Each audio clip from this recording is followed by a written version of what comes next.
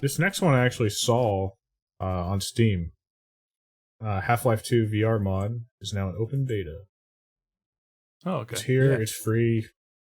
It looks amazing, says Tech Radar. I will probably touch this at some point. I'll let you guys know what I think. I don't have a VR headset. I got to always qualify that before I talk about VR, but I feel like there's always going to be something not super great about like the experience of a game that wasn't made for VR. You know what I mean? Mm-hmm. Yeah, no doubt. I mean, like, I was even talking about when I was talking about Half-Life Alyx that the gameplay types are so different in terms of how Half-Life 1 and 2 are very much like run and gun shooters, whereas Alyx is very static most of the time, just kind of teleporting from place to place.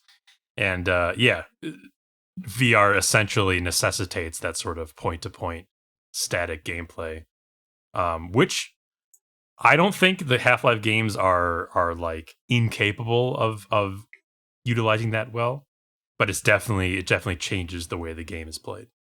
Right. But I've heard good things about Half-Life 1 VR. Really? And yeah, I've heard it's fun enough. But it definitely, like, you know, it's for the novelty of playing these beloved games in a VR mode. Whew. Trailer looks pretty cool. I'm digging the trailer. Yeah, I'm excited to try it. Likewise, Neon White has a flat screen to VR mod coming soon. I feel like that game would make you nauseous in VR. So pass. I'm just gonna quickly comment. Like this game. I think this one would be, for some reason, to my non-VR brain, a little bit easier sell. You know what I mean? I don't know why. You think? It would be too fast. I don't know. I would worry about getting nauseous, but maybe there's compensation. Right. I was not to even understand what was going on.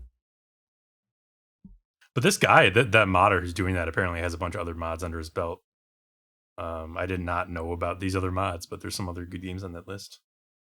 Call of the Sea, a game I've seen on the Game Pass and just have never touched, is getting a VR adaptation. This is an official adaptation. I didn't play it. I played it and talked about it on the podcast at one point. No, you didn't. You're lying. The Meta Quest 2, yeah. You're so so things up.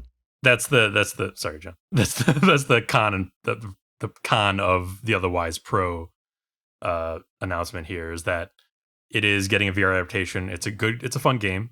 And it seems perfectly suited for VR. It's basically like Myst, which I believe also has a VR adaptation. And so it's a very static sort of gameplay experience usually. And puzzle solving in first person, great for VR. But it's going to be exclusive to the Meta Quest 2. So it's going to be just like sold in the Oculus store, which is always pretty damn lame because I've never bought anything on there and I never will. And I don't think anybody should be forced to enter their ecosystem. I think it should always be available on, PC, Steam, whatever, as well. Agreed.